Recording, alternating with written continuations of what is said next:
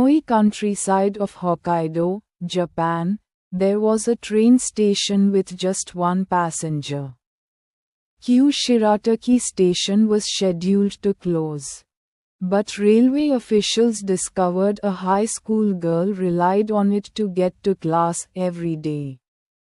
So, they kept it open, just for her, adjusting the timetable to match her school schedule.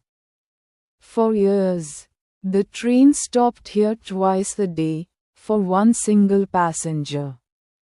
In March 2016, when she graduated, the station finally closed.